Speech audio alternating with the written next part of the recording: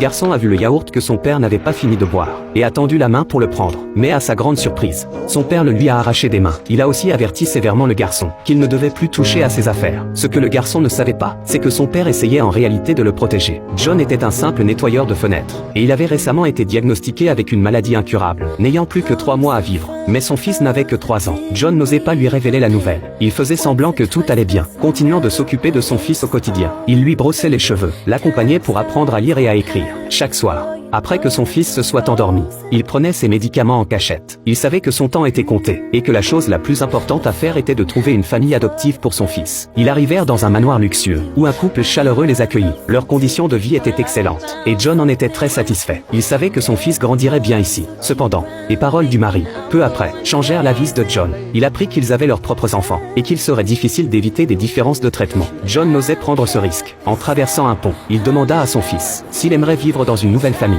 Le garçon répondit qu'il aimait leur maison. John resta silencieux. Il se rendit dans un centre de protection sociale pour continuer à chercher une famille adoptive. Le personnel lui suggéra de préparer une capsule temporelle pour que son fils puisse garder un souvenir de ses parents lorsqu'il serait adulte. John secoua la tête et refusa directement, en disant qu'il n'avait pas besoin de se souvenir de l'impuissance de ses parents. De retour à la maison, il continuait de faire semblant que tout allait bien, emmenant son fils au parc, manger une glace, et lui montrant le monde sous un autre angle. Mais chaque fois qu'il voyait d'autres pères passer du temps avec leurs enfants, John était accablé par le doute. Comment allait-il annoncer à son fils qu'il allait bientôt mourir? Un jour, Jacques aperçut un insecte mort sous un arbre, et, naïvement, il demanda à son père pourquoi l'insecte ne bougeait pas. John répondit simplement que tous les êtres vivants dans ce monde vieillissent et meurent, que leurs âmes quittent leur corps, et que le corps se décompose lentement, jusqu'à disparaître. Mais Jacques ne comprit toujours pas. Ce jour-là, John se rendit chez un riche propriétaire pour nettoyer les fenêtres, et un accident survint.